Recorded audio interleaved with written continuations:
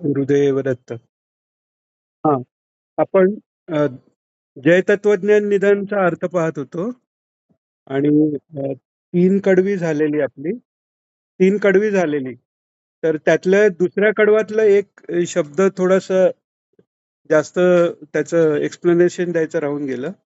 तर दुसऱ्या ह्याच्यात जे आहे, राहो जे कामकोप उपशमवी प्रगटून.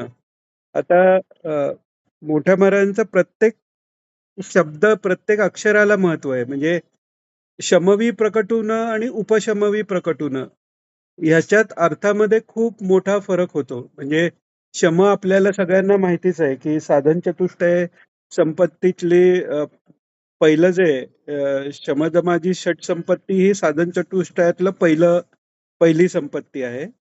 तर शम म्हणजे मनाचं शमन आणि दम म्हणजे इंद्रियांचं दमन. म्हणजे मनावर कंट्रोल हा शम झाला आणि इंद्रियावर कंट्रोल हा दम झाला. पण शमवी म्हणजे मनाचं शमन करणं, म्हणजे कंट्रोल करणं. पण उपशमवी याचा अर्थ विशेष आहे. आता इथे थोडंसं कन्फ्युजन होण्याची शक्यता आहे, कारण उप हा शब्द जनरली दुय्यम दर्जाचा म्हणून वापरला जातो. म्हणजे अ, उपमुख्यमंत्री किंवा उपराष्ट्रपती ह्याच्यात आपण दुय्यम दर्जाचा धरला जातो. आणि हेच कन्फ्युजन मला थोडस भगवान वामनांबद्दल होतं, की भगवान वामनांनी बलिराजा ला पाताळात पाठवून, म्हणजे सुतल लोकात पाठवून इंद्राला जेव्हा राज्य दिलं, तेव्हा इंद्राने त्यांचा सत्कार करून त्यांना उपेंद्र पद दिलं. तर जो इंद्राला राज्यावर बसवू शकतो त्याला हे उपेंद्र असं दुसरं दुय्यम का पद दिलं, असा एक संशय होता. पण तो गेला कसा? तर ह्या जे उपसर्ग आहे त्याचा वेगवेगळे त्याचे अर्थ आहेत. आपण उपवास म्हणतो, नुसतं वास म्हणजे राहणं, पण उपवास म्हणजे ईश्वराच्या जवळ राहणं, हा उपवास आहे. तर हे उत्कृष्ट या दृष्टीनेही वापरलं जातं. तर त्या दृष्टीने मनाचं शमन केलं, आपण मनाचं शमन केलं, मनावर कंट्रोल ठेवला, पण याचा अर्थ पुन्हा मनात काही वाईट विचार येणारच नाहीत हे काही सांगता येत नाही. पण उपशम याचा अर्थ की शमन इतकं झालं की ईश्वराचं सानिध्य आपल्याला प्राप्त झालं. तर त्यामुळे मोठे महाराज काय मागतायत, हे नुसतं मनाचं शमन कर नाहीये. उपशम कर म्हणजे कायमचं शमन आहे. तिथे उत्कृष्टपणा त्यात आहे की त्याच्यानंतर तुझीच प्राप्ती झाली पाहिजे, इतकं ते उपशमन शब्दाचा अर्थ आहे. तर ते एक सांगायचं राहिलेलं ओघात. त्याच्यानंतर आपण हे पाहिलं, तपश्चर्या हे आमुची त्वत्स्मृती नित्य हो साची. कारण तपाचे अर्थ आपण बघितले, तपसंतापे आणि तप आलोचने. आलोचने म्हणजे सतत त्याच्या रूपाचं, नामाचं चिंतन जे आहे त्याला आलोचन म्हणतं. आणि तीच आमची तपश्चर्या आहे, मुख्य तप. भगवंतांनी 10व्या अध्यायात विभूती योगात सांगितलेलं आहे, यज्ञानाम जपयज्ञोस्मी. म्हणजे जपयज्ञ हा सगळ्या यज्ञामध्ये मी स्वतः जपयज्ञ आहे म्हणतात. म्हणजे जपानी मी मिळतो असं नाही, मीच जप आहे. आणि हेच नामस्मरणाचं महत्व काय आहे, की नामस्मरण हेच ईश्वर आहे. म्हणजे ईश्वराचा साक्षात्कार हा सतत होतो आहे आपल्याला. त्याची जाणीव आत्ता होत नाही, कारण आपले रजतमादी विकार असतात. आणि दुसरं म्हणजे हे इतकं सोपं साधन आहे, त्यामुळे जे सोपं आहे ते मूल्यवान असेल असं वाटत नाही. जसं पाण्याबद्दल आहे, पाणी आपल्याला फुकटात मिळतं, फार तर फार हल्ली 10 रुपयात मिळतं. पण पण जेव्हा डेझर्टमध्ये कोणी वाळवंटात आहे आणि तहान लागलेली आहे आणि त्याच्याकडे करोडो रुपयांची रत्न आहेत, पण तो तेव्हा प्राण जायची वेळ आल्यावर ती रत्न देतो पण मला पाणी दे म्हणतो. तसं नाम हे इतकं मोठं आहे, पण ते सोपं असल्यामुळे किंमत वाटत नाही आपल्याला. पण ते इथे सांगितलेलं आहे की तपश्चर्या हीच आहे की स्मरण त्वत स्मृती नित्य हो साची. आणि त्यांनी ते होऊन काय व्हावं, तुम्ही काय द्या, की दुर्वासना मनाची नुठवी ह्याची देई दान, जे आपण मागच्या वेळी पाहिलं की प्रल्हादाने जे मागितलं की अ, कामानाम हृदय असंरोहा, म्हणजे हृदयात कामनांची उत्पत्तीच होऊ नये.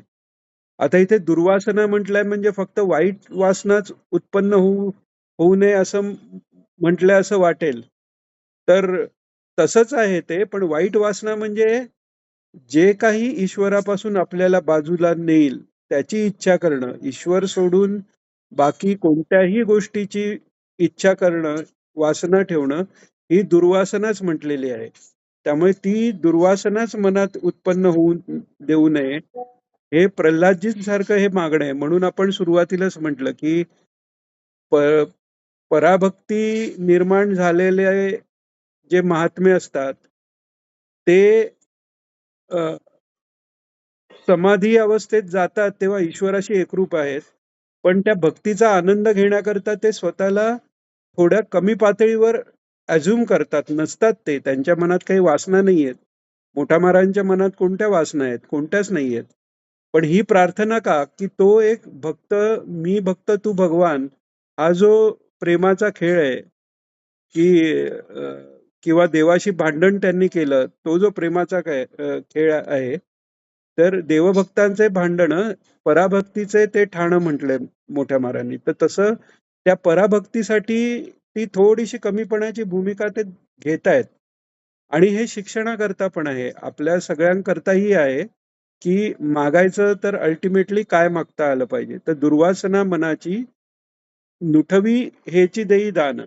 पहिल्यांदा म्हटलंय उपशमवी, म्हणजे उपशमन कधी होतं, की ऑलरेडी काहीतरी वासना मनात आलेली आहे, ऑलरेडी काहीतरी विचार मनात आले, जे ईश्वरापेक्षा लांब नेणारे आहेत. क्लेश आपण ज्याला म्हटलं, गोरात कष्टाचा अर्थ बघताना आपण 5 क्लेश म्हटलं. तर क्लेश म्हणजे ईश्वरापासून जे जे लांब नेतं, मग ते सुख असेल, दुःख असेल. अ, स- सात्विक वासना ही म्हणजे शाळा बांधाव्या, अ, इस्पितळं बांधावीत, या सात्विक वासनांनी चित्तशुद्धी होईल, पण ईश्वर साक्षात्कार व्हायच्या वेळी त्या वासनाही नकोत. त्यामुळे त्या लेव्हलला त्याही दुर्वासना धरल्या गेल्यात. तर म्हणून ते दुर्वासना उठूनच देऊ नकोस. म्हणजे दुर्वासना निर्माण झाल्यावर त्याचं शमन करायची भानगडच नाही. दुर्वासना उठणारच नाही. कोणतीही वासना मनात नको असं हे मागणं आहे. हे तिसऱ्यापर्यंत आपण मागच्या वेळी पाहावे. आणि हे झाल्यावर ते म्हणतात, गुणभावे तुझे गावे, अनासक्तीने मी वागावे, सत्संग आदरावे, मज द्यावे हे वरदान.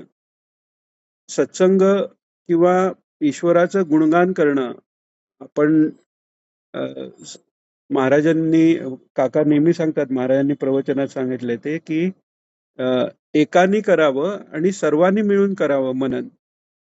जे अ, अ, अ, समविचारांची मंडळी आहेत त्यांनी सर्वांनी मिळून करावं. त्यामुळे आपण जो हा सत्संग करतो, हा त्याचाच भाग आहे की गुणभावे तुझे गावे.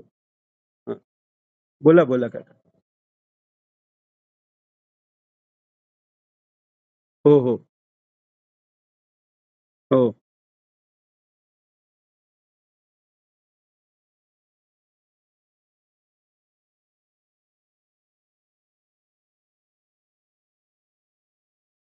हो हो हो हो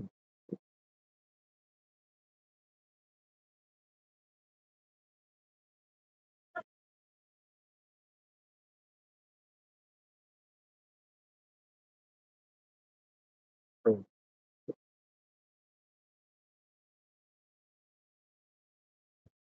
हो.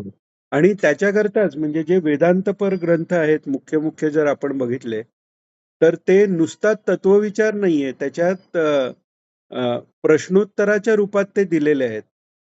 म्हणजे आपण जे वाचतो त्याच्यावर काहीतरी शंका निर्माण झाल्या, मग त्या शंकेचं उत्तर दिलं गेलं. या पद्धतीने ते सगळे ग्रंथ झालेले आहेत. तर त्यामुळे ते डिस्कस करणं किती महत्वाचं आहे ते आपल्याला त्याच्यावरनं कळतं. आणि इथे महाराज तेच सांगतात. आणि आता मजा अशी आहे की तपश्चर्या हे आमुची तत्स्मृती नित्योसाची, म्हणजे सतत स्मरण आहे. मनात दुर्वासना पण उठत नाहीयेत. हे सगळं झाल्यावर सुद्धा पुढे काय मागतायत तर गुणभावे तुझे गावे, अनासक्तीने मी वागावे, सत्संग आदरावे, मज द्यावे हे वरदान. म्हणजे मनातल्या वासना गेल्या म्हणजे ती मुक्तीचीच अवस्था आहे. तो सहजावस्थेतला महात्मा पोचलेला आहे. पण तरीही त्याला काय वासना आहेत किंवा काय इच्छा आहे, तर गुण भावे तुझे गावे, अनासक्तीने मी वागावे आणि सत्संग आदरावे. म्हणजे हा सत्संग फक्त असं नाहीये की सत्संग करून किंवा ईश्वराचे गुण गाऊन, म्हणजे कीर्तन भक्ती ज्याला म्हणतात, किंवा ईश्वराच्या कथा ऐकून सांगून आपल्याला ईश्वर प्राप्ती होईल एवढाच त्याचा उपयोग आहे. तर तिथपर्यंत ते संपत नाहीये. पराभक्ती जी आहे ती पराभक्ती हीच आहे की गुणभावे तुझे गावे, अनासक्तीने मी वागावे आणि सत्संग आदरावे. आणि असं जर झालं तेव्हा ते गुणभावे तुझे गावे जेव्हा होतं, तेव्हा ते भक्ताची अवस्था अशी असते की भक्त आणि भगवान वेगळे राहिले नाहीच. आणि मग त्यावेळी जसं तुकाराम महाराज म्हणतात तसं की आपुल्या बळे नाही मी बोलवत, सखा कृपावंत वाचा त्याची म्हणतात महाराज. तर हे तुकाराम महाराजांचं जे म्हणणं आहे, किंवा महाराजांनीही प्रवचनात एकीकडे सांगितलेलं आहे की तुकाराम महाराजांची गाथा बुडवली तेव्हा ते तिकडेच बसून राहिले, उपाशी प्रार्थना करतायत. ते शब्द जाऊन उपयोग नाही, कारण अ, तर कोणाच्या मनात शंका येऊ शकते की ते एवढं त्यांनी मेहनत करून लिहिलं म्हणून त्यांना दुःख झालं का? तर तो भावच नाहीये. त्यांची वृत्ती अशी आहे की हा ईश्वराचे शब्द आहेत आणि हे शब्द ज्याच्या ज्याच्यापर्यंत पोचतील त्याचं त्याचं कल्याण होणार आहे. सगळ्याही संत महात्म्यांनी जी ग्रंथरचना केली ती काय त्यांना पब्लिसिटी पाहिजे होती म्हणून नाही. महाराजांनी एके ठिकाणी म्हटलेलं आहे की त्यांनी काही लिहिताना कॉपीराईट वगैरे असा काही संबंध नाहीये. सगळ्यांकरता व्यास महर्षींनी लिहिलेलं आहे म्हणाले ते. तर ते जेव्हा महात्मे लिहितात तेव्हा तो त्यांचा शब्द नाहीये. ईश्वराच्या प्रेरणेने ईश्वराचे शब्द ते आपल्या पुढे ठेवतात. आणि ती ही अवस्था आहे. त्या अवस्थेत जे गुणभावे तुझे गावे आहे, त्यांनी त्यांचं स्वतःचं कल्याण तर आधीच झालेलं आहे. ते जेव्हा ते गुण गातात भावानी, गुण भावे तुझे गावे, तो भाव म्हणजे भावासक्ती आहे. आपण जे घोरात कष्टात पाहिलं, भावासक्ती जी मागितली, त्या भावासक्तीने ते गुण गायले जावेत, ही प्रार्थना आहे.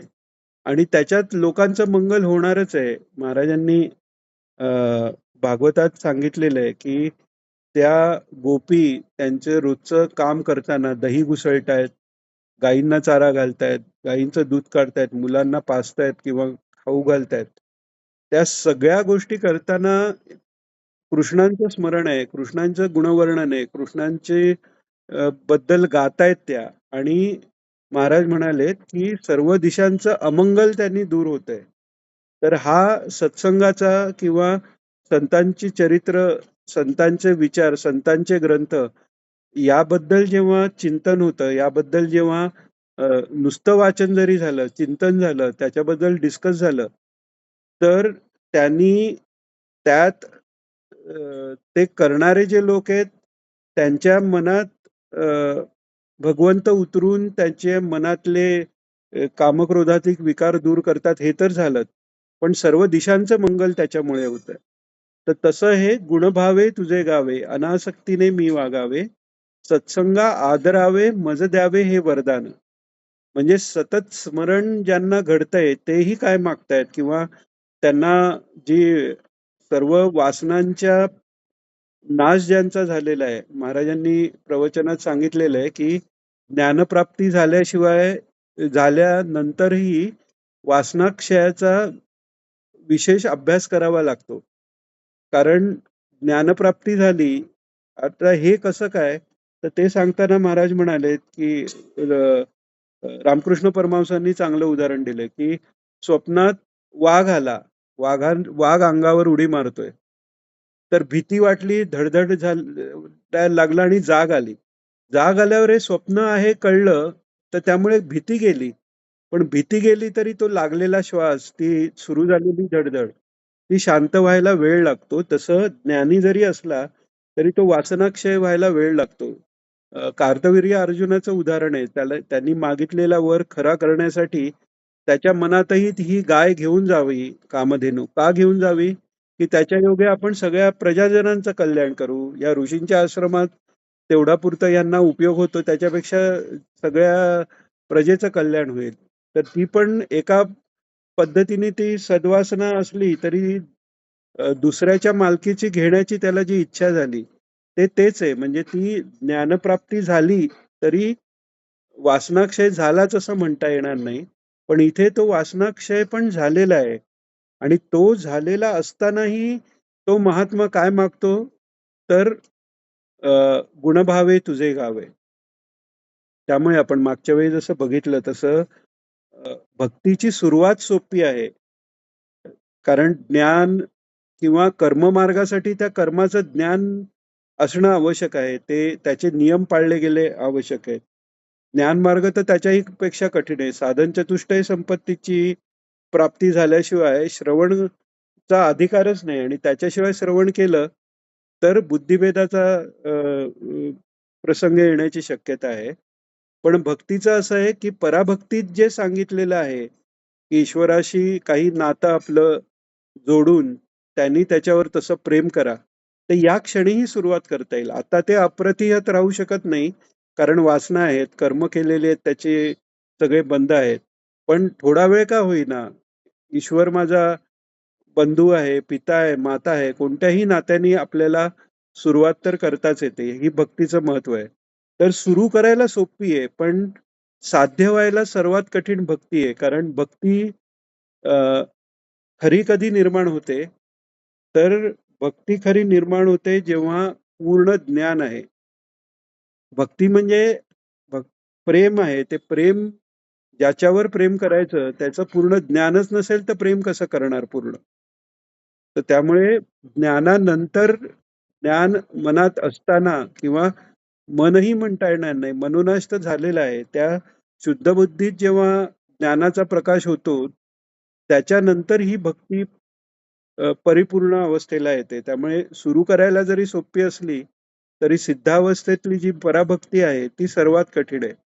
तर त्यामुळे ते मागतायत, की गुणभावे तुझे गावे, अनासक्तीने मी वागावे, सत्संग आदरावे, मज द्यावे हे वरदान. मुद्दामून मागून घेतायत हे वरदान. बाकी कशाचीही मागणी नाहीये. मुक्तीचीही मागणी नाहीये आधी. पण म्हणजे दुर्वासना पण जाण्याची मागणी काय आहे, की दुर्वासना किंवा कोणतीही वासना असताना तुझ्याशी संबंध ठेवता येणार नाही, म्हणून ती मागणी आहे. यात कुठेही मुक्ती दे असं म्हटलेलंच नाहीये त्यांनी. केवल भक्ती आहे आणि केवल भक्ती हेच पराभक्तीचं लक्षण आहे. अ, तर हे वरदान मागितले आणि हे वरदान मागून तरीही परत ते मागतायत. आता सुरुवातीला आपण बघितलं, की जय तत्वज्ञान निदान म्हणजे तत्वज्ञानाचं जे फल आहे, ते तू अनसूया अत्रिनंदन आहेस, की तोच तू म्हणजे दत्तात्रेय तर आहेसच, त्याच्याबरोबर असूया मनातली गेली आणि त्रिगुणांच्या पलीकडे मन गेल्यावर ज्या तत्वज्ञानाचा अनुभव येतो, सच्चिदानंद, ते सच्चिदानंद तू आहेस, यानेच या पदाची सुरुवात झाली आहे. आणि त्याच्यात त्वत पद पद्मावरून याचा पण अर्थ आपण बघितला.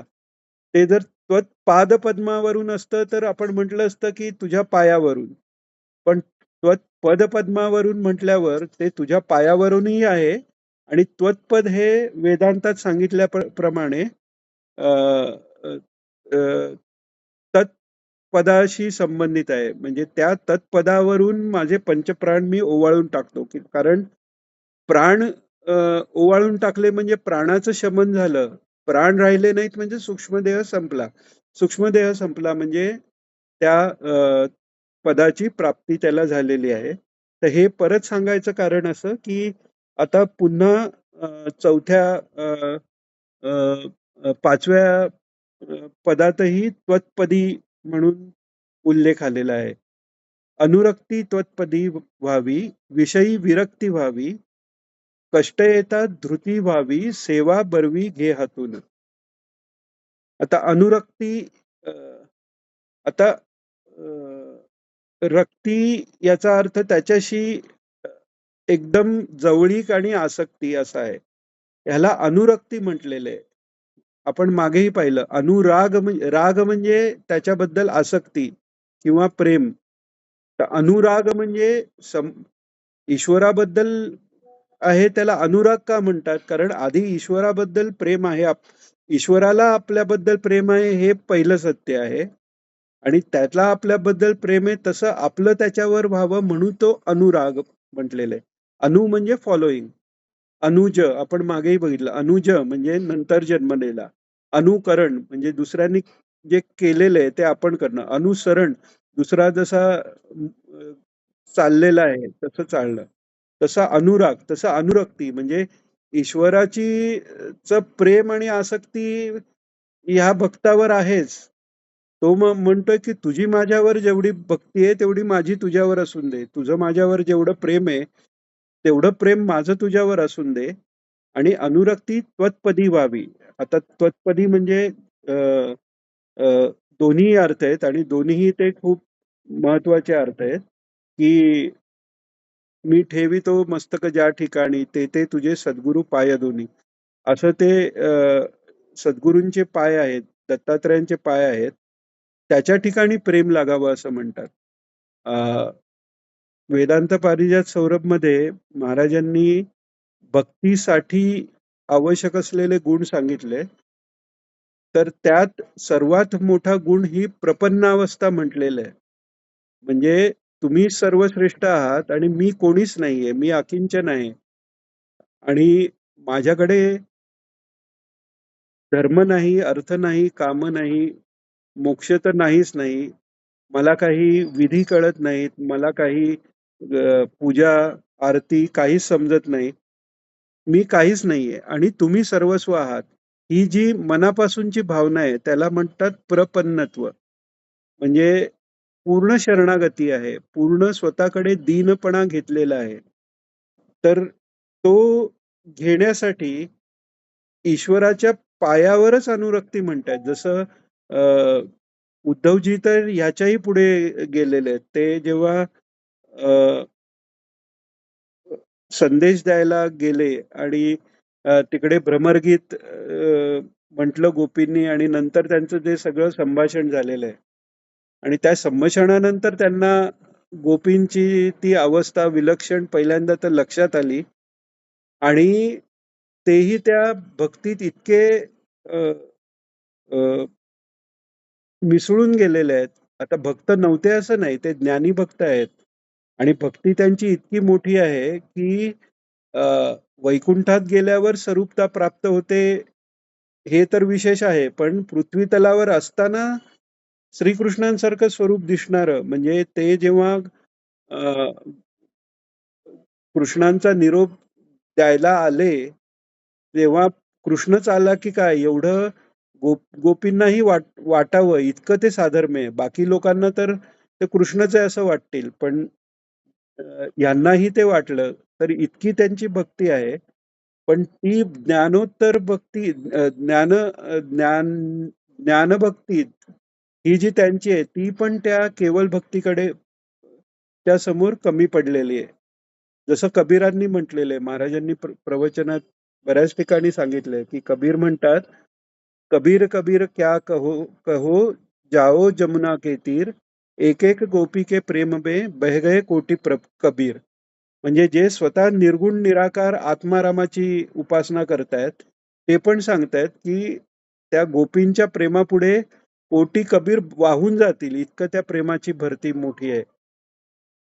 तर त्या ह्याच्यात, त्या प्रेमात अ, अगदी तो नम्रपणा आणलेला आहे, दीनपणा आलेला आहे. त्यामुळे त्या पदावर अनुरक्ती व्हावी म्हणतात. आणि उद्धवजी तर म्हणतायत, की नंदच्या व्रजातील गोपींच्या पायाच्या रजाला मी नमस्कार करतो. म्हणजे पायाला पण नाही, पायाचे रजकण, पायाला लागलेले रजकण आहे. त्यांना मी नमस्कार करतो असं उद्धवजी म्हणतायत, जे यादवातले सर्वात श्रेष्ठ बुद्धिवान असे म्हटले गेलेले आहेत. बृहस्पतींचे शिष्य आहेत उद्धवजी. पण ते म्हणतायत की गोपींच्या पायाच्या रेणूंना, पदरेणूंना मी नमस्कार करतो. तर ती वृत्ती खूप आवश्यक आहे. म्हणून आपल्या दत्त संप्रदायातही आपण पाहिलं की पादुकांचं पूजन आहे. आणि ते पादुकांचं पूजन होण्याचा अजून एक अर्थ आपण मागच्या वेळी पाहिलेला की त्वत्पदी, ते त्वत्पद आणि त्वमपद ह्या दोन पादुका आहेत आणि त्या दोन पादुका मिळून एकच रूप, एकाच ईश्वराच्या ते दोन पादुका आहेत. अशा ह्यानी ते एकत्व पाहिलं गेलंय. तर त्वत्पदी याच्या इथे परत ते त्वत्पद म्हणजे हा, तर तत्पदी म्हणजे तिथे ते तत्पद अशा ह्यानीही घेतलं जातं ते की ते जे परमात्म पद आहे की जिथे सच्चित आणि आनंद स्वरूप फक्त आहे. तर अ, तिकडे त्याच्याबद्दल मला अ, अ, माझी अनुरक्ती व्हावी हाही त्याच्यात अर्थ आहे. आणि ते होण्याकरता विषयी विरक्ती व्हावी. अ, जसं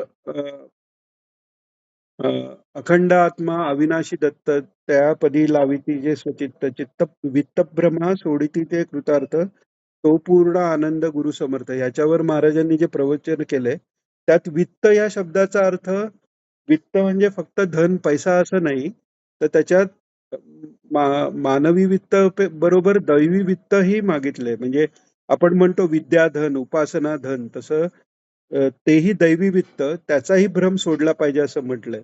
तसं विषय जे आहेत, तर या विषयामध्ये कसं होतं की हे बाह्य विषय तर सुटतात.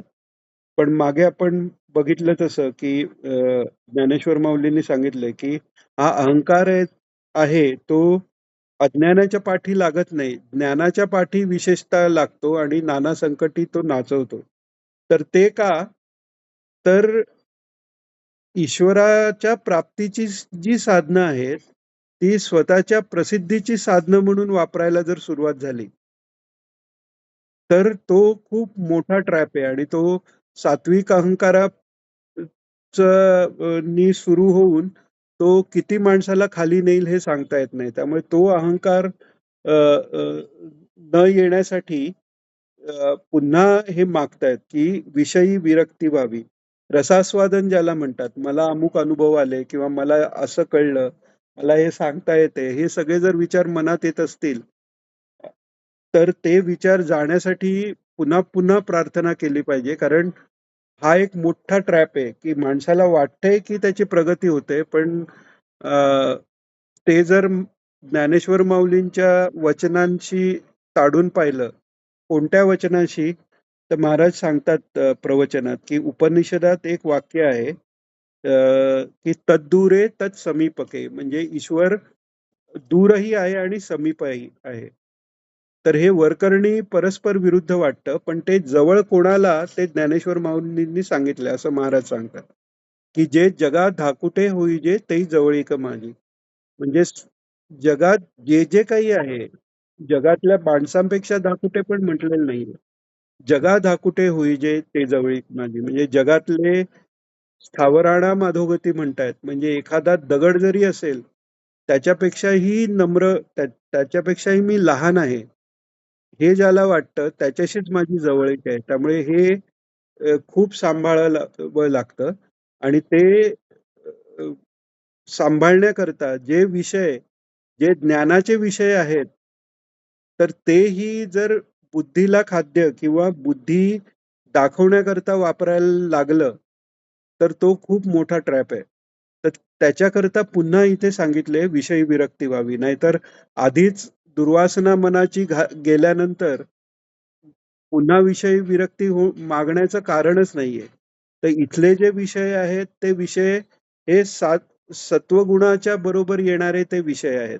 आणि सात्विक अहंकार तो अ, विद्या विनयन शोभते का म्हटलंय, कारण सात्विक अहंकार विनयासकट असला तर तो ईश्वरापर्यंत पोहोचवतो आणि त्याच्याबरोबर नसला तर जय विजयांचं उदाहरण आहे.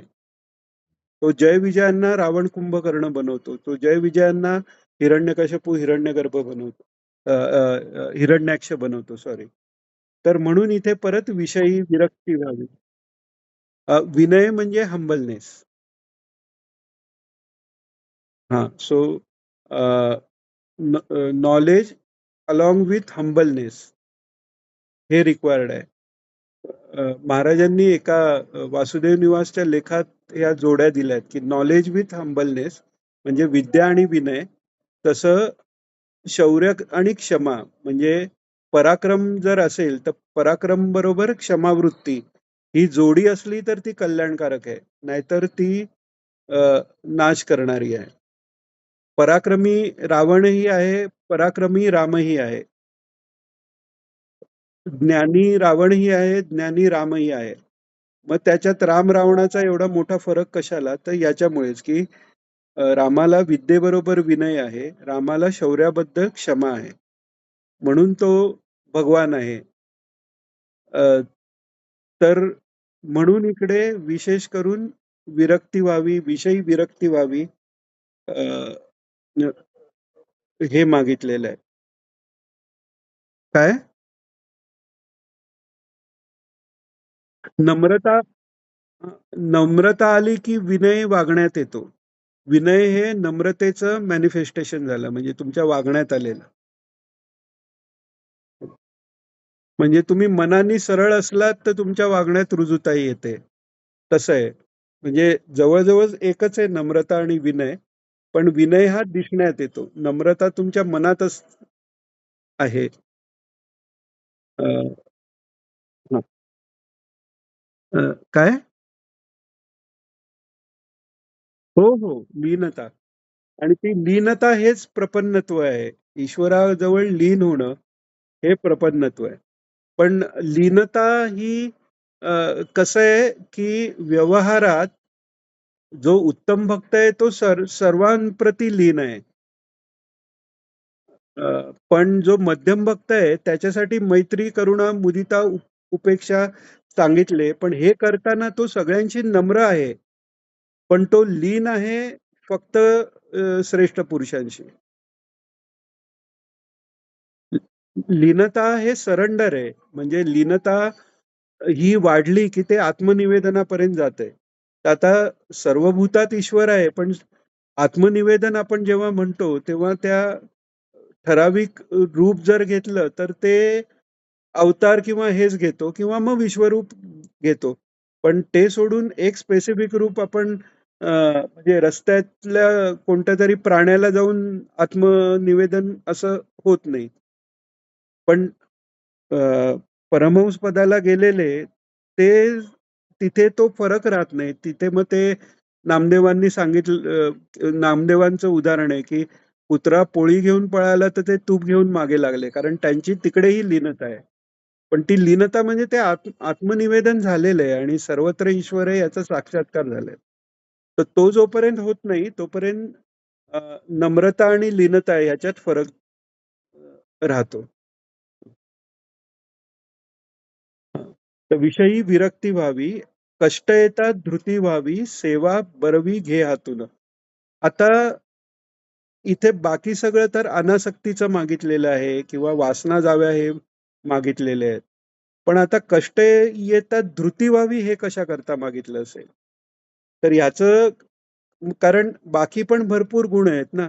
मग उदारता यावी नाही मागितलं किंवा कष्ट येत आले तर अ, अ, सामर्थ्य यावं किंवा मनाची स्थिरता राहावी.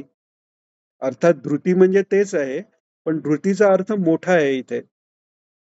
तर स्पेसिफिकली धृती का म्हटलंय? तर ते एवढंच करता, की गीतेमध्ये भगवंतांनी सात्विक करता, राजस करता आणि तामस करता यांची लक्षणं सांगितली. तर सात्विक कर्ता जो आहे त्याला धृत्युत्साह समन्विता म्हणून सांगितलेलं आहे.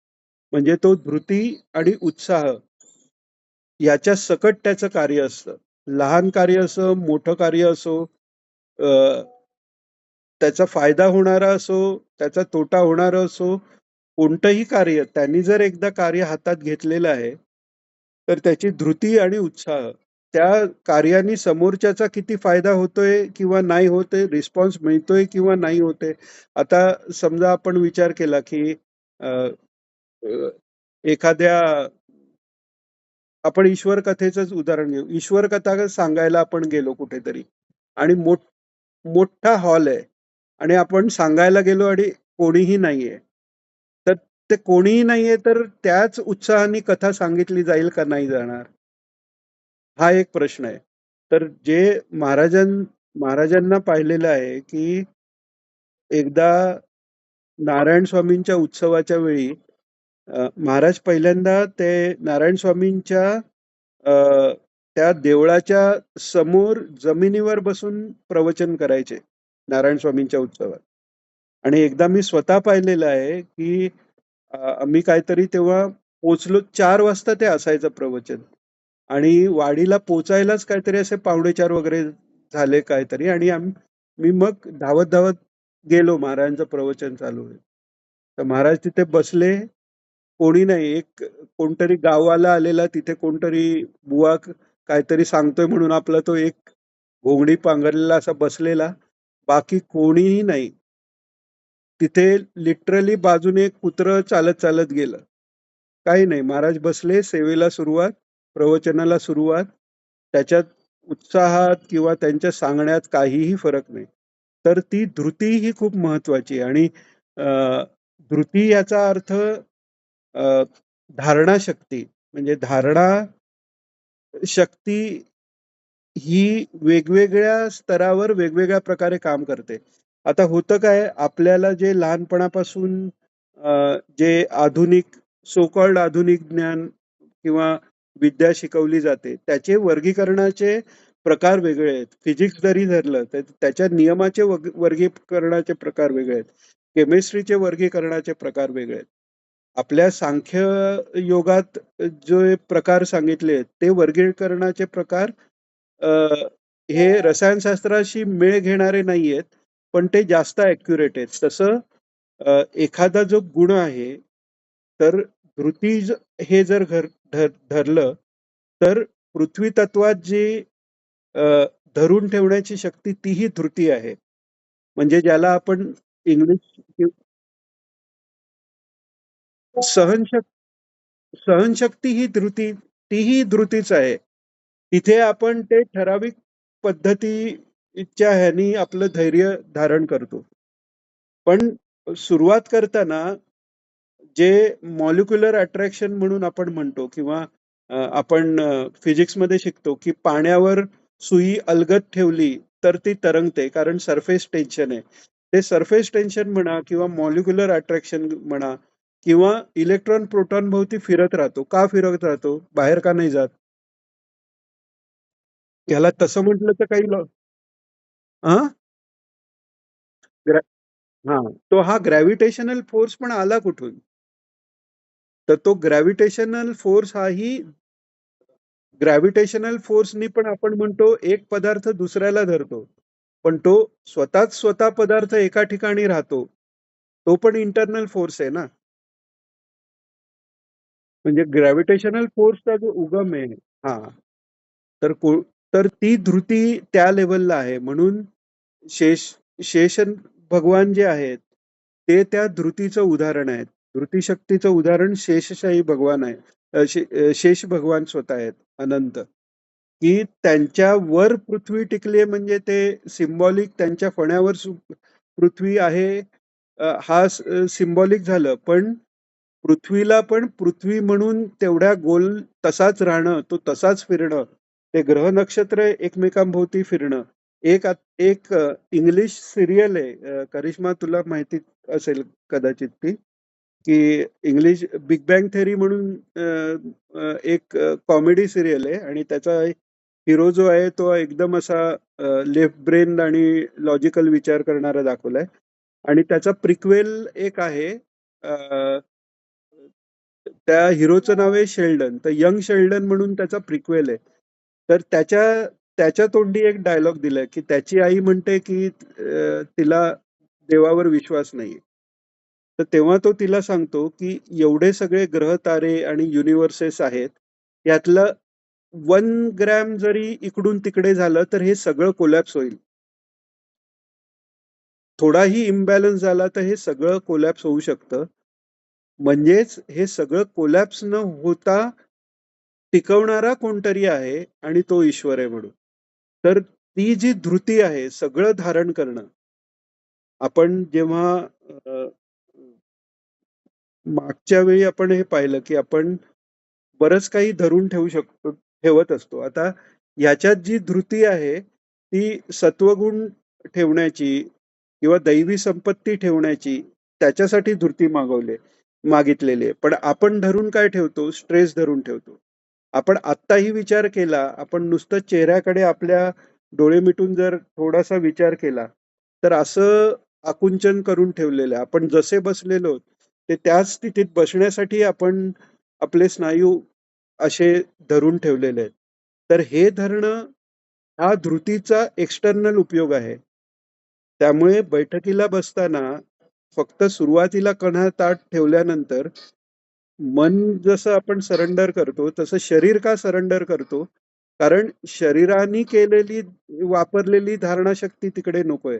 तिथे ती कुंडलिनी जगदंबा जसं आपल्याला धारण करते, जसं आपल्याला खाली पाडते, काय करते ते तिला करून द्यायचंय. त्यामुळे तिकडे धृती मागून धरून ठेवायचं नाहीये. तिथे सगळं सोडून द्यायचंय. आणि त्या सोडून देण्यातच खरी धृती आहे. ती धृती इथे मागितलेली आहे. आणि ती फार मोठी आहे. म्हणजे सर्व जगाला धारण करून ठेवण्याची शक्ती आहे त्याच्यात. अ, ध्रुवाची जेव्हा तपश्चर्या सुरू झाली, पहिल्यांदा 1 दिवसानंतर अन्न, मग नुसतं झाडाचं पान, मग नंतर वायू, नंतर तो वायू पण काही दिवसांनी, आणि मग नंतर पूर्ण त्यांचा बहिर्कुंभक झालेला आहे. आणि त्याचा बहिर्कुंभक झाल्यावर सगळ्या जगाचा काय, म्हणजे देवदेवतांचा बी श्वास रोधला गेलाय. म्हणजे त्या एका जीवाची शक्ती इतकी वाढलेली आहे, कारण त्या विश्वाशी त्याची प्राणशक्ती एकरूप झाली आणि तो सगळ्या विश्वाची प्राणशक्ती निरुद्ध झाली. तशी ती धृती आहे. त्या धृतीनी सर्व काही धारण करण्याची शक्ती त्यात येते. म्हणजे अ, पृथ्वी ला जेव्हा रसातळाला नेली हिरण्याक्षाने, तेव्हाही सगळ्या जीवांना धारण करण्यासाठी काहीतरी धारण शक्तीने ईश्वराने धारण केलंच होतं. तर ती धृती ही अ, बाहेरची जगातली तर मोठी आहेच, पण त्याच्यापेक्षा मोठी अ, सत सात्विक विचाराबद्दल जे 16व्या अध्यायात गीतेच्या दैवी संपदा सांगितले, ती त्याच्यापासून कधीही न ढळणं ही सर्वात मोठी धृती आहे. तर ती धृती ठेवून जेव्हा कार्य होतं, तेव्हा ते सात्विक कार्य होतं. तेव्हाच ती खरी सेवा बरवी होते. सात्विक कार्य म्हणजे सेवा आहे. जे ईश्वराचं जे कार्य आहे, परित्राण साधूंचं करायचंय. गुरुरूपाने जर असेल तर दुर्जनांची खळांची व्यंकटी काढून टाकायची आणि विश्वस्वधर्म सूर्य पा पाहण्यासाठी जे काही आपला भाग आहे तो उचलणं. याच्यासाठी ते धैर्य आवश्यक आहे. ते व्यवहारातही आवश्यक आहे. आपण व्यवहारातही पाहतो धर्माने जो चालतो त्याला अडथळे येतात, त्याला विरोध होतो, त्याला खाली दाबलं जातं. पण त्यावेळी धर्मराजाचं उदाहरण देतात महाराज, की काही-काही वेळेला भीम, द्रौपदी हे त्याला बोलायचे, "काय तुमच्या धर्माचरणाचा उपयोग आहे? तुमच्या धर्माचरणाने राज्य गेलं, हा वनवास मिळाला." पण त्यांचं धैर्य कधी ढळलं नाही आणि म्हणूनच धर्मराज राजा व्हावा हे संकल्प भगवंताचा तेवढ्या करताच आहे, कारण त्याच्या ती धृती आहे. आणि ती धृती आहे म्हणूनच अ, अ, त्यांचा राजसूय यज्ञ सफल करण्याचा श्रीकृष्णांचा संकल्प झालेला आहे. तर ती धृती आपल्याला यावी. हां. हं. धृतीमध्ये हो, डिटर्मिनेशन ही धृतीच आहे. अमुक एक करायचा निश्चय होणं, म्हणजे जिथे-जिथे फर्मनेस आहे, एखाद्या डिसिजनवर आपण फर्म राहतो. अर्थात पुन्हा एकदा डिटर्मिनेशन मी समोरच्यांचं वाईटच करीन हे डिटर्मिनेशन हा त्याचा चुकीचा वापर झाला. जसं दुर्योधनाबद्दल महाराजांनी सांगितलंय. दुर्योधन हा बुद्धिमान आहे कारण त्यांनी घेतलेला निर्णय त्यांनी कधीही बदलला नाही. मरतानाही ते बोलला, की "मी आता युद्धात मरतोय, मला स्वर्ग मिळणार. तुम्हाला काय मिळालं? सगळे तुमचे मुलं गेली, हे गेले. घ्या हे राज्य घ्या तुम्ही. तुम्हाला काय मिळालं?" म्हणजे इतकी त्याची बुद्धी कायम आहे. फक्त ती दुर्बुद्धी आहे. तर डिटर्मिनेशन फॉर गेटिंग टुवर्ड्स सच्चिदानंद और गेटिंग टुवर्ड्स कृष्ण. हां, म्हणजे धृतीचा सात्विक भाग मागितलेला आहे हा. ही खरी धृती आहे. कारण त्याच्याशिवाय दुसरं ते टिकणारच नाहीये. ईश्वर प्राप्तीकरता जी धृती आहे तीच कार्यान्वित होते. बाकी सगळ्या धृती आहेत त्या तुटतातच, ईश्वरच त्यांना तोडून काढतो. इव्हन भक्त जरी असला आणि त्याची जर काही शुभ जरी वासना असली, तरी हरी आहेत ते. ते सर्वस्वाचं हरण केल्याशिवाय राहणारच नाहीत. तुमची तयारी जितकी होत जाईल तितकं जास्त जास्त त्यांचे कातरी लागायला लागते. एका लेव्हलचं तुम्ही दुःख सहन करायला रेडी झालात, की आता वाटलं की हां, हे मी सहन करतोय, की मग एक ते जिममध्ये नाही का एक-एक प्लेट वाढवतात. जेवढी आपल्याला उचलता येते अजून एक प्लेट वाढवतात. तसं ते एक-एक काढून घेणाऱ्या म्हणूनच ते हरी आहेत. तर ते काढून घेताना धैर्य राहिलं पाहिजे, की हे जे अ, श्रीकृष्ण करतायत, ते मला मोकळं करण्यासाठी करतायत. ही ही ती धृती आहे. म्हणजे मोठी दुःख, दुःख म्हणजे किती मोठी दुःख तर तुकाराम महाराजांचं सांगतात त्या अ, दुष्काळामध्ये त्यांनी आधी लोकांना कर्ज त्यांचा सावकारीचा धंदा होता. कर्ज द्यायला सुरुवात केली. पण दुष्काळ पडल्यावर ती पत्र फाडून टाकली. धान्य लुटलं. खायला काय नाही. उपासमारांनी एकतर आधीची बायको गेली, नंतर मुलगा गेला. दुःख म्हणजे अजून किती दुःख पाहिजेत बघायला. हे सगळं पाहूनही वाढलं काय? तर भक्तीच वाढलेली आहे. ईश्वराबद्दल प्रेमच वाढलेलं आहे. त्यांच्या सांगण्यानी लोकांचा विश्वास होतोय. नाहीतर सांगितलं असतं ना त्यांनी बाबा, की ईश्वराच्या मागे लागू नका. ते त्यांची बायको तर म्हणायचीच, "काय ते विठ्ठलांनी सगळं वाटोळच केलं" म्हणायची ती. पण ह्यांची ती धृती आहे. तर ही धृती महत्वाची आहे, की जे होतंय पहिलं म्हणजे जे होतंय ते तो करतोय ही बुद्धीच व्हायला तोंडाने आपण म्हणतो, पण ती होत नाही बुद्धी. ती बुद्धीच व्हायला आणि ती बुद्धी झाल्यावर अजून भीती काय असते? ईश्वरच सगळं सगळं करतोय म्हटल्यावर वाईट पण ईश्वराने केलं म्हणून राग येण्याची शक्यता असते. तक्रार करण्याची शक्यता असते. तक्रार संपली पाहिजे. तक्रार जोपर्यंत संपत नाही, तोपर्यंत ईश्वर बरोबर आहे हे आपल्याला ईश्वर 100% बरोबर आहे. जे काही चाललंय ते सगळं 100% ईश्वर करतोय आणि ईश्वर करतोय ते 100% बरोबर आहे. हे ज्याला समजलं तोच संत आहे. आपल्याला तिथपर्यंत जायला काय लागेल तो लागेल. पण निदान हे कळलं तरी पाहिजे, की धृती आपली आध्यात्मिक प्रगती झाली की नाही हे कळण्यासाठी अं, जी सात्विक संपत्ती आहे, ती त्याचा विकास आपल्यात किती झाला, हे माप महाराजांनी सांगितलं. आपण बऱ्याच वेळा ते उदाहरण घेतो, की गोलकरकर काकांनी विचारलं, की साधनेत प्रगतीची पट्टी काय? तर आपली साधना उत्तरोत्तर त्याच्यात समाधान वाढणं, धर्माप्रमाणे आपलं आचरण होतंय की नाही आणि सात्विक वृत्ती वाढते की नाही. ती सात्विक वृत्ती वाढते की नाही कसं ओळखायचं? तर बाकी काही नाही तर 16व्या अध्यायातले दैवी संपदा लिहून तरी काढाव्यात एकदा. की त्या आपल्यात जितक्या आहेत त्या वाढतायत की नाही. त्याच्यात पहिलंच आहे अभय. अभय सत्व संशुद्धी, ज्ञान योग व्यवस्थिती, दानन दमश्च यज्ञश्च, स्वाध्याय स्तप आर्जव. अभय आपली निर्भय आपण किती होतं. अभय हा पहिला गुण आहे. जोपर्यंत भीती आहे तोपर्यंत आपला विश्वास कमी आहे. उद्या खायला मिळेल की नाही, म्हातारपणापर्यंत पुरेल की नाही, हे जोपर्यंत मनात आहे. आता हे सांगतोय हे तुमच्या कोणाबद्दल नाही, मी माझीच मला उजळणी करतोय, की हे जोपर्यंत मनात आहे, तोपर्यंत अभय पहिलाच गुण मिळालेला नाहीये अजून. तर अभय, सत्वसंशुद्धी आपल्या वागण्यात, बोलण्यात कुठेही सगळ्या ह्याच्यात सात्विकच शब्द आले पाहिजेत. ईश्वराचंच वर्णन आलं पाहिजे. आणि अ, अ, ज्ञान, योग, व्यवस्थिती म्हणजे ज्ञानाभ्यास, योगाचा अभ्यास. योग म्हणजे भक्तियोगही झाला.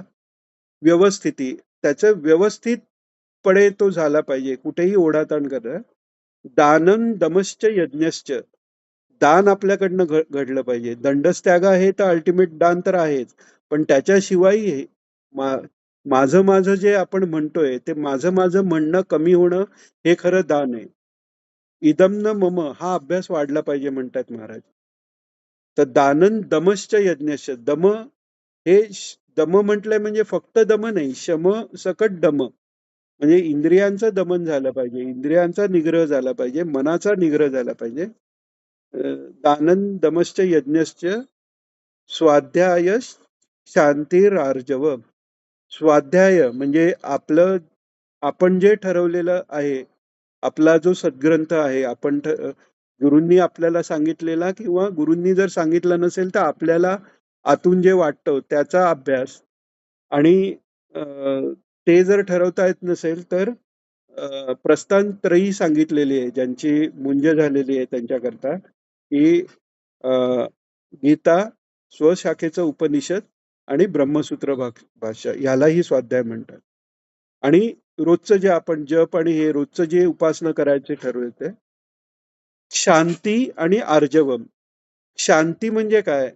शांती म्हणजे त्यात शांतियुक्त क्षमा जी आहे त्याला शांती म्हणतात. क्षमा म्हणजे दुसरा काहीतरी चुकलाय आणि मी त्याला माफ करतो ही भावना आहे. शांती म्हणजे दुसरं कोणी काही चुकलंय ही भावनाच नाहीये.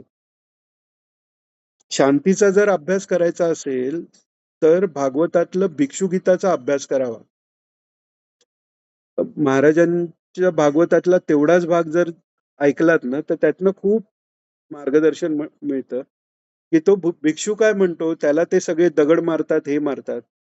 तो म्हणतो कोणीही कोणाला त्रास देत नाही. जो काही त्रास मला आज होतोय तो माझ्या पूर्वकर्माचं फळ आहे. आता म्हटलं तर हा सिद्धांत आपल्याला म्हणजे भारतात जन्माला येण्याचा फायदा असा आहे, की लहान शेमडा पोरगा पण सांगतो, की जो त्रास होतो ते पूर्वकर्माचं फळ आहे. पण ऍक्च्युअल जेव्हा त्रास होतोय, तेव्हा तो माझ्या मनात विचार राहतो का? की तेव्हा मी म्हणतो, की नाही ह्यानी मला त्रास दिला. त्याच्यामुळे माझं असं झालं. नाहीतर माझं अजून चांगलं झालं असतं.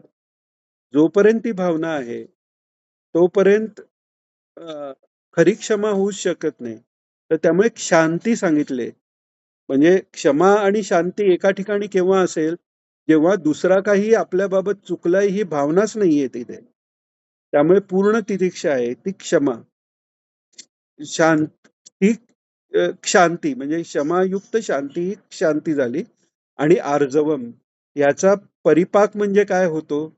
म्हणजे माणसाला भीती नाहीये कशाची. म्हणजे त्या अशा माणसाचा आपण विचार केला तर म्हणजे कधी ह्या गुणांचा विचार केल्यावर महाराजच समोर येतात, की अभय आहे, भीती नाहीये कशाची. सत्व संशुद्धी आहे, पूर्ण सात्विक आत बाहेर, आचरणात, शब्दात कधीही कोणाला अरेजारे केलेलं नाहीये. त्यामुळे कोणाला अपशब्द वापरण्याचा तर प्रश्नच नाही. पण अरेजारे पण केलेलं नाहीये. सगळं वागणं सात्विक आहे, वेशभूषाही सात्विक आहे. शुभ्र वस्त्र आहेत. अ, स- स- ज्ञान आहे, योग आहे, ज्ञानाचे शिरोमणी आहेत, शक्तिपाताचे शिरोमणी आहेत. ज्ञानयोग आणि दानन दमश्च यज्ञश्च. त्या वामन निवासाचं काम चालू असताना म्हणजे ही 89 वगैरे तेव्हा 90ची गोष्ट म्हणजे 80 वर्षाचे होते महाराज तेव्हा. त्यावेळी सगळे दौरे करून त्या दौऱ्यात जे जे यायचं ते आल्या आल्या असे बाबांना ते हे घेऊन असे असे सोडायचे म्हणजे नुसते असे ठेवलं पण नाही. ते सोडताना पण त्यात काही ममत्व नाही हे कळायचं. असे सोडायचे. "हे घ्या," म्हणे, "तुमच्या पुंजीत" म्हणून आणि ते वामन निवासला जायचं. दमचा प्रश्नच नाही. तिथे वासनाच नाही. त्यामुळे दम असं करायची काही गरज नाही. पण हे जे एक शांती आहे, त्या आश्रमात म्हणा किंवा पुढेही कोणी अ, करणी केलेली आहे, त्यावेळी पण ह्यां ह्यांची मनस्थिती कुठे बिघडली नाही. कृष्णा आर्वीकरांनी जेव्हा विचारलं, की "हे उलटवायचं का करणीचा प्रकार?" तर पटकन म्हणाले, "नको, नको, ब्रह्महत्या होईल." म्हणजे ज्या जीवानी करणी केली आहे, तो ब्राह्मण आहे म्हणजे तो कोण आहे माहिती आहे. पण त्याच्याही बद्दल दया आहे, की अरे त्या तो त्याचा जीव जायचा. म्हणजे अपकार करता म्हणजे किती अपकार करता, की तो करणीचा प्रयोग करतोय, तरी ह्यांना त्याची दया आहे. ही शांती आहे. आणि हे सगळे गुण असल्यावर येतं ते आर्जव आहे. एखाद्याशी बोलताना इतक्या प्रेमाने, इतका मान देऊन असं जे बोलणं आहे, ते ते आर्जव आहे. म्हणजे रुजुता पण आहे त्याच्यात आणि सरळपणा पण आहे. ते आर्जव आहे. अजूनही पुढे आहेत. दैवी संपदा बरीच आहे. ते आपण वेगळं कधीतरी घेऊ. पण अ, हे धृतीवरनं आपलं आलं, की ती धृती कोणतंही कार्य करताना त्या धृतीची आवश्यकता आहे. नाहीतर आपण म्हणजे एक वाक्य खूप आवडतं मला, की अ, जगात जे सगळं वाईट चाललंय, ते वाईट लोकं जास्त आहेत म्हणून नाही. चांगली लोकं चांगल्याकरता उभं राहत नाहीत. म्हणून वाईट चाललेलं आहे. वाईटाचा विरोध कोणी करत नाही आणि ते विरोध का करत नाहीये?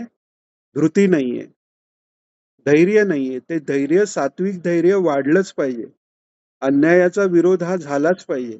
अन्यायाचा विरोध करणं हे अध्यात्मातल्या लोकांचं काम नाही, असं जर कोणाला वाटत असेल, तर त्यांनी समर्थांचं चरित्र वाचावं, दासबोध वाचावा आणि मग त्यांनी काय सांगितलंय याचा विचार करावा. शिवाजी महाराजांनी म्हणालेले आहेत प्रवचनात, की शिवाचे अवतार आहेत. शिव स्वतः अवतार घेऊन त्यांनी हे कार्य केलेले आहेत. त्यामुळे धृती ही फार महत्वाची आहे. जिकडे-जिकडे धर्माचा विरोध होतोय, जिकडे-जिकडे कॉम्प्रोमाईज होतोय, तिकडे-तिकडे धर्माला टिकून राहणं ही धृती आहे आणि कलियुगात त्याची अधिक अवस्था आहे. कारण कलियुगात धार्मिक लोकांच्या, सज्जनांच्या मनातही अधर्म घुसलेला आहे. त्यामुळे आपल्याच मनातनं अधर्म काढून जर टाकायचं असेल, तर ही धृती घालवून उत्साहाने धर्मकार्याकरता काम झालं पाहिजे. तर ते काम म्हणजे खरी सेवा आहे. म्हणून सेवा बरवी घे आतुनी. सेवा म्हणजे जाऊन महाराजांचे पाय चेपले असं नाही. महाराजांना जे अपेक्षित आहे, तसं आपण वागणं, दुसरे वागतील त्यांना मदत करणं, दुसऱ्यांना कोणी वागून देत नसतील त्याचा विरोध करून जे वागतायत त्यांच्या बरोबर उभं राहणं, ही सगळी ती सेवा बरवी आहे. ती सेवा बरवी घे आतून आणि त्याच्यातनं उत्कर्ष झाल्यावर सेवा स्मरणम हे फायनल आहेच. आणि आत्मनिवेदन पूजा हे तर आहेच. हे तर शेवटी मिळणारच आहे. आणि तेच आता पुढे सांगितलेलं आहे. आता आहेत ना 7 मिनिटं आहेत अजून. अ, आता ह्याच्या पुढचा जो शब्द आहे तो खूप इंटरेस्टिंग आहे. हा म्हणजे इथे ह्या अ, अ, पद पद सोडून दुसरीकडे मी तरी आत्तापर्यंत पाहिला नाही. तर मोठे महाराज इथे म्हणतात, "तार तत्सत ब्रह्मार्पण असो संपूर्ण आचरण." आता ओम तत्सत आपण ऐकलेलं आहे. तत् म्हणजे तद्रूप. हे कसं आहे सत म्हणजे अ, गीतेतही आता गीता ही सगळ्यांसाठी आहे. त्यामुळे तिथे कुठे तसा ओंकाराचा उच्चार नाहीये. पण ओंकाराचा थोडा उच्चार बदलून भगवंतानी ओम तत्सत ब्रह्मार्पण असं म्हटलेलं आहे. ओम तत्सत इति निर्देश्य म्हणजे ओम तत्सत या वाक्यानी ज्याचा निर्देश होतो, ते परब्रह्म आहे. असं त्यांनी सांगितलेलं आहे भगवंतानी सुद्धा. तर इथे तार तत्सत म्हटलेलं आहे. तार म्हणजे तारणारा. आता तत्सत ब्रह्म जो आहे ते तत् रूप आहे. परब्रह्म ते कसं आहे? सतरूप आहे. सद्रूप आहे म्हणून आनंद आणि चित हे सत बरोबरच आहे. हे काय 3 वेगळ्या गोष्टी नाहीयेत. ते 3 मिळून एकच ते सच्चिदानंद घन परमात्मा तत्व आहे. पण त्याच्याबरोबर त्यांनी तार का लावलंय? कारण नुसतं सच्चिदानंद आहे ठीक आहे.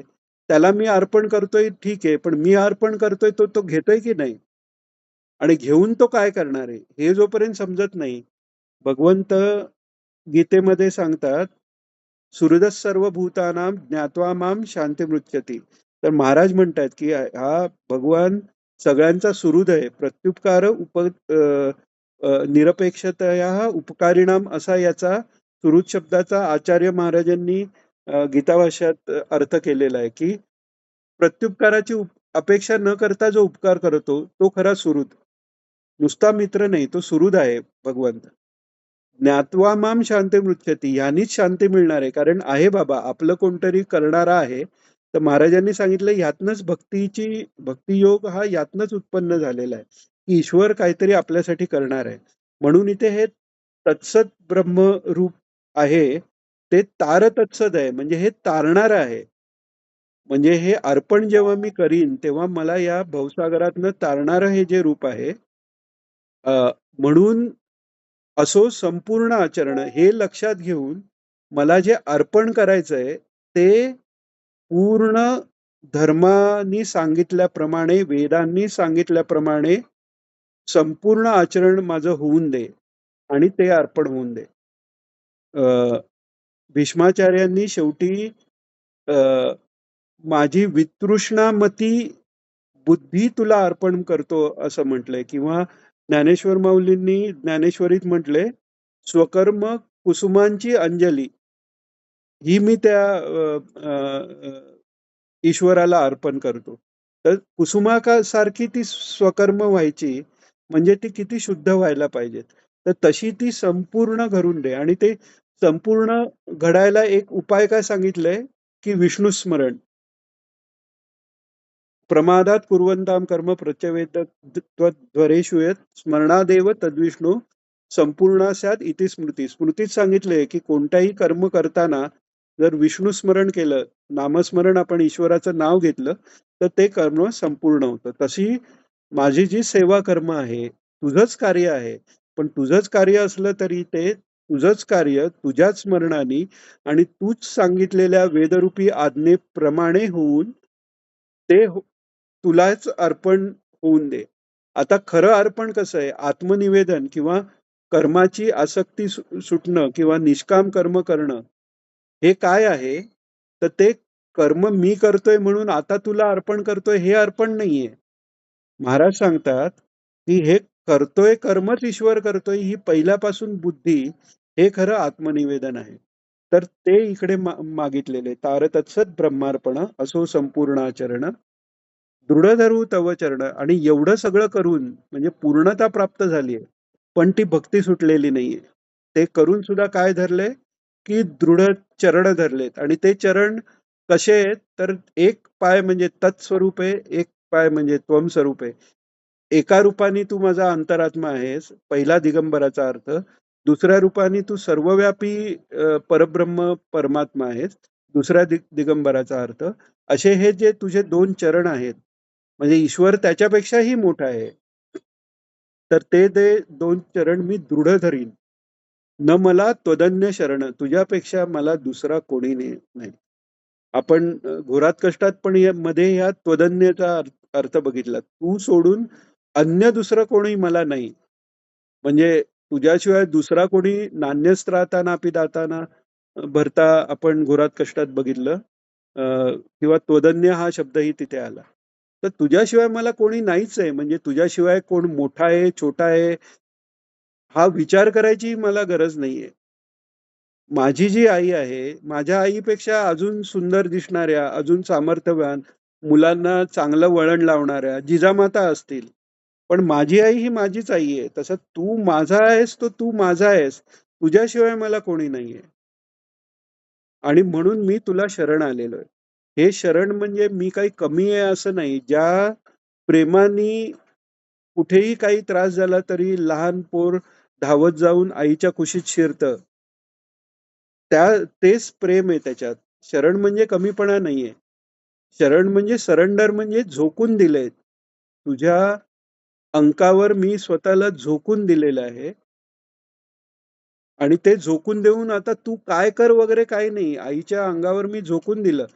तिला काय माझं तारायचंय का तिला मला शिक्षा करायची काहीच तो विचारच नाही. आपण भगवंताबाबतीत पण ते पाहिलं, की आई बांधायला आलीये म्हणून घाबरून आईच्याच पदराखाली शिरतायत कारण तिथे त्यांना सेफ वाटतंय.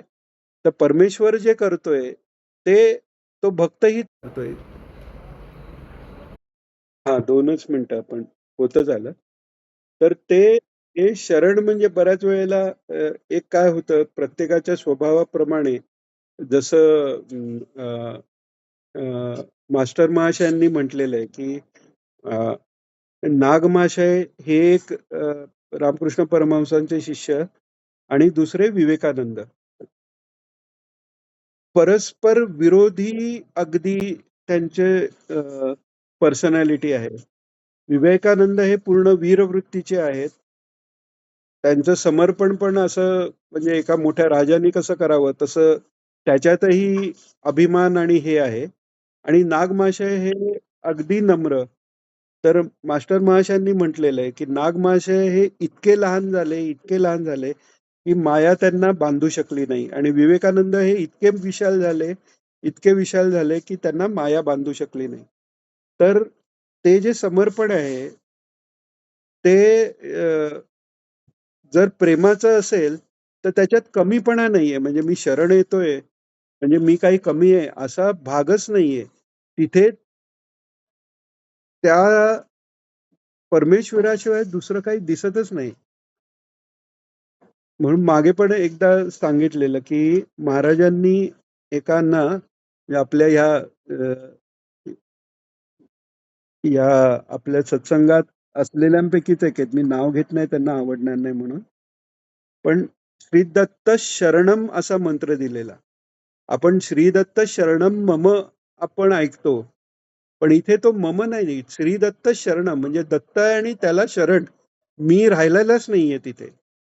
तर ते जे आहे ते सर्व आत्मनिवेदन आहे आणि कोणतीही भक्ती असली तर त्यात स्मरण जसं आहे तरी कोणतीही तसंच कोणतीही भक्ती असली तरी तिचा जो उत्कर्ष आहे तो या आत्मनिवेदनात शरण जाण्यात आहे. तर असं याच्यात अ, शरण त्या शरणागतीनी या पदाचा शेवट केलेला आहे आणि मग पुन्हा जय तत्वज्ञान निधान हे म्हटलेलं आहे. तर घोरात कष्टाच्या वेळी आपण म्हटलं तसं की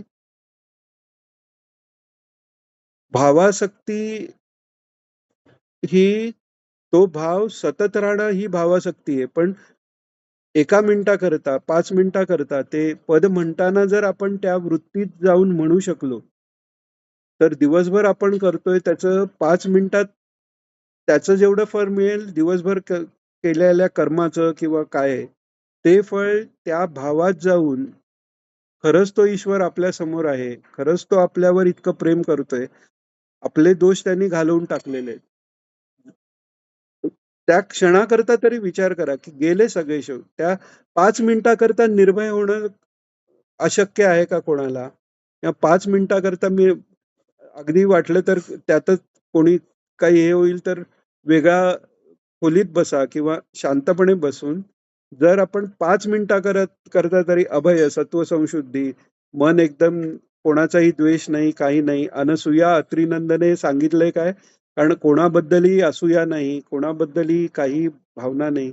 मी आणि माझा परमेश्वर अशा भूमिकेत येऊन त्याच्याशी आपलं जे रिलेशन आहे ते मनात आणून आणि जर ही प्रार्थना घडली, तर त्याचं निश्चित फळ आहे. आपल्या त्या भक्तीच्या वृद्धीला याचा नक्कीच उपयोग होणार आहे आणि असा कोणाचा काही अनुभव असला तर कृपया आपल्या याच्यात सांगावा. त्यांनी आम्हालाही त्यांनी इन्स्पिरेशन मिळेल. एकच फक्त सांगतो एकदा म्हणजे गोडसे काकांकडचा महाराजांचा फोटो तर सगळ्यांना माहितीच आहे. तर एकदा वैशाली त्यांच्यासमोर ते मीराबाईंनी म्हटलेल्या पदांपैकी पद म्हणत होती. त्याच्यात अ, पवित्र ही गंगा तुझ्या पायापाशी, कशाला मी जाऊ तीर्थक्षेत्र काशी, हे त्या पदात होतं. आणि नंतर तिने पाहिलं तर महाराजांच्या पायाच्या इथे असे थेंब थेंब साचलेले आहेत फोटोला, काचेवर. तर तिला वाटलं काहीतरी चुकून उडालं असेल, म्हणून तिने ते नॅपकिननी पुसून घेतलं. पुसल्यावर परत थेंब आलेले. म्हणजे त्या तेवढ्या काळाकरता ती भावासक्ती निर्माण झालेली आहे आणि त्या भावासक्तीचं फळ म्हणून त्या ईश्वरानेही ते दाखवलेलं आहे, की खरंच माझ्या पायाशी गंगा आहे आणि ती अजूनही वाहते आहे. तर त्यामुळे असे जे प्रसंग आहेत, असे जर प्रसंग आपण एकमेकांशी शेअर केले, तर आपली श्रद्धा त्याच्यामुळे वाढते आणि थोडा काळ का होईना त्या भावावस्थेत जायला आपल्याला मदत होऊ शकते. तर आज आपण इकडेच थांबू. कोणाला बंद करायच्या आधी कोणाला काही विचारायचंय किंवा काही सांगायचंय? हां, हां, बोला ना काका.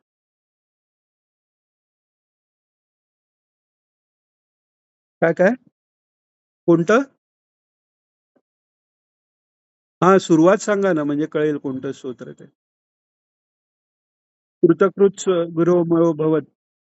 हो, हो. घेऊया ना, घेऊया ना आपण. आपण रसज्ञावशानंतर ते घेऊ. हां, घेऊया, घेऊया. हरकत चालेल. हो, हो. अवधूत चिंतन श्री गुरुदेव दत्त. काका नमस्कार करतो. गुरुदेव